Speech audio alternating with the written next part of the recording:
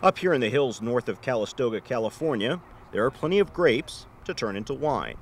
But there is also steam to turn to electricity. The geysers started generating power in 1959. Susan Petty is an engineer and geologist with Altarock Energy. That's the Model T of steam turbines next to her. This is the little generator that generated the power. They may not look like much, but with hundreds of tiny turbines working together. The geysers at one point was producing 2,000 megawatts, which is as much as 2 Hoover dams. In fact, sending enough electricity to the grid to light a city the size of San Francisco. But not anymore. The underground aquifer supplying the water is drying up, and so is the steam. They overproduced the geysers, and so it started to drop off in production in the late 80s. But there may be a way of revitalizing these old wells. Enough, says the Department of Energy, that geothermal power could go from supplying 1% of the nation's energy to more than 10%. The technique is called Enhanced Geothermal Systems, or EGS. It's a man-made technology that allows you to create geothermal reservoir that is the equivalent of the naturally occurring reservoir we find in natural geothermal fields. Here's how it works. EGS mimics geysers by pumping water down into rock layers that are otherwise hot and dry, as much as 3 miles deep.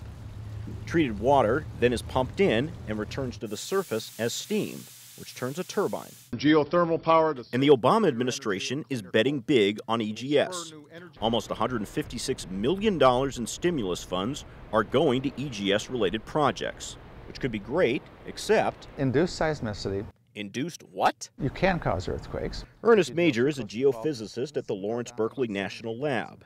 He has a $1.5 million grant from the DOE to study the safety of EGS, and he's concerned that if it's done wrong, EGS could have, well, a few faults.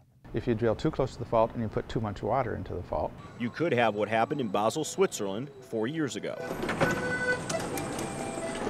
Here in the city, this company, Geopowered Basel, caused an earthquake when it began drilling a well. Marcus Herring is the company's developer. It was a very short jolt, and it was at 5 o'clock in the evening. People were on the streets. The tremor measured 3.4 on the Richter scale. As quakes go, that's pretty small. But Geopowered Basel paid out more than $5 million in damages.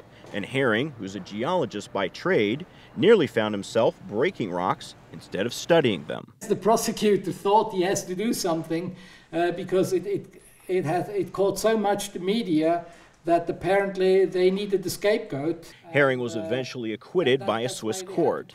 But EGS drilling was also blamed for 7 small earthquakes in Landau, Germany, over a 2-month stretch, as well as others in France and around the globe in Australia. But Major doesn't see it causing the big one.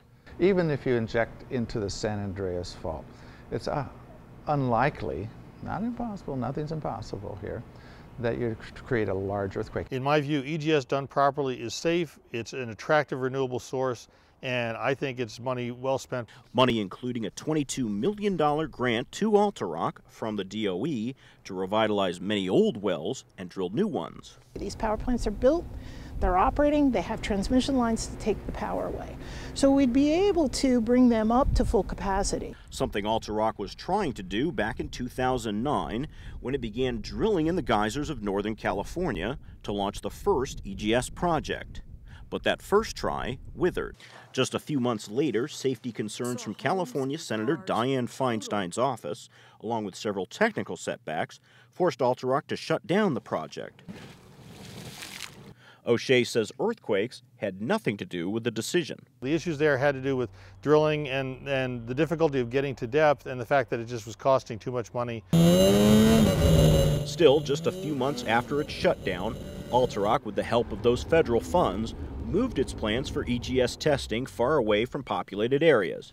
Really far. So where are we?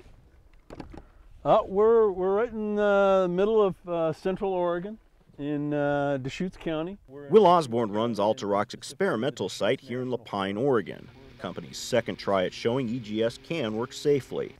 Osborne's first priority. So this is one of our seismic monitoring stations.